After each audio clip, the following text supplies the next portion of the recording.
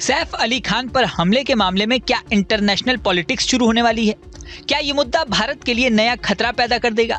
ये सुनकर आपको अजीब लगेगा, लेकिन आरोपी शरीफुल के पिता के बयान से तो ऐसा ही लगता है। सैफ अली खान पर हमले के आरोपी शरीफुल इस्लाम शहजाद को लेकर उसके पिता रोहुल अमीन का बड़ा बयान सामने आया है। रोहुल अमीन ने कहा है कि वो इस मुद्दे को राजनयिक स्तर पर उठाएंगे और तो और ये भी कहा है कि वो अपने देश यानी बांग्लादेश के एक बड़े नेता के संपर्क में हैं। मीडिया रिपोर्ट्स में ये भी दावा किया गया है कि रोहुल अमीन वहां की बीपीएन पार्टी के कार्यकर्ता हैं। रोहुल अमीन ने अपने बेटे के बांग्लादेश से भारत जाने के पीछे पॉलिटिकल कारण बताया है। रोहुल का कहना है कि उनका बेटा शरीफुल इस्लाम शहजाद पहले बांग्लादेश में ही काम करता था। पिछले साल बांग्लादेश में राजनीतिक उलटफेर और अशांति की वजह से वो भारत चला गया। पश्चिम बंगाल बांग्लादेश के नजदीक पड़ता है। ये पूछे जाने पर उन्होंने कहा कि मुंबई में बांग्लादेश या पश्चिम बंगाल से कहीं ज्यादा सैलरी थी, इसलिए वो मुंबई गया।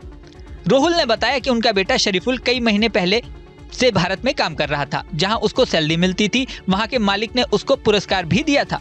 रोहुल का कहना है कि उनके 3 बेटों में शरीफुल दूसरे नंबर पर है। उनका बड़ा बेटा ढाका में एक प्राइवेट कंपनी में काम करता है, जबकि छोटा बेटा अभी स्कूल में पढ़ता है। उन्होंने बताया कि खुलना में एक जूट मिल में रोहुल खुद काम करते थे। उनकी नौकरी जब छूट गई तो शरीफुल ने 10वीं क्लास के बाद स्कूल छोड़ दिया और छोटे मोटे काम करना शुरू कर दिया। रोहुल अमीन ने कहा, हम गरीब हो सकते हैं लेकिन हम अपराधी नहीं हैं। उन्होंने कहा कि बांग्लादेश में पैसा कमाने के लिए हमने बाइक टैक्सी भी चलाई, लेकिन आवामी लीग के दौर में पिछले साल शेख हसीना की सरकार सत्ता से चली गई और हमारे गांव में राजनीतिक उथल पुथल मच गई। चूंकि मेरा बेटा खालिदा जिया का सक्रिय समर्थक था, इसलिए उसे भारी विरोध का सामना करना पड़ा और उसे बांग्लादेश छोड़ के जाना पड़ा। उन्होंने कहा कि शरीफुल एक एजेंट के संपर्क में आया, जिसने पिछले साल अप्रैल में उसे सीमा पार कराई और भारत में प्रवेश करने में मदद की। हालांकि मुंबई पुलिस का इस मामले पे कहना है कि आरोपी शरीफुल इस्लाम शहजाद असम के रास्ते मेघालय और फिर पश्चिम बंगाल पहुंचा और फिर डावकी नदी पार की। अब ये जांच का मुद्दा है कि शरीफुल बांग्लादेश से भारत कैसे आया। मोहम्मद रोहुल अमीन फकीर ने यह भी कहा कि सीसीटीवी में जो शख्स सैफ पर हमला करते वक्त उनके घर में जाता और आता दिखाई दे रहा है, सीसीटीवी में उसके लंबे बाल हैं। मेरा बेटा कभी भी लंबे बाल नहीं रखता। मुझे लगता है कि मेरे बेटे को जबरन फंसाया जा रहा है। उन्होंने कहा कि शरीफुल बांग्लादेश में राजनीतिक अशांति के कारण ही भारत गया था। अगर शरीफुल पर चल रहे केस की बात करें तो कोर्ट ने उसे 5 दिन की पुलिस रिमांड पर भेजा था। 24 जनवरी को उसे फिर से कोर्ट के सामने पेश किया गया। कोर्ट ने अब 29 जनवरी तक उसकी पुलिस कस्टडी बढ़ा दी है।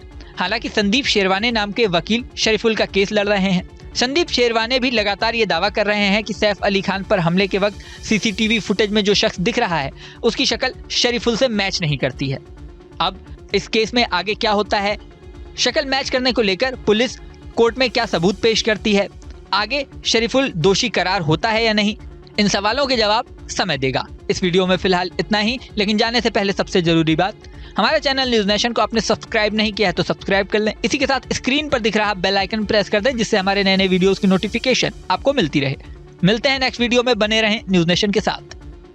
न्यूज नेशन अब व्हाट्सएप पर खबरों की ताजा अपडेट के लिए न्यूज नेशन के इस क्यूआर कोड को स्कैन करें।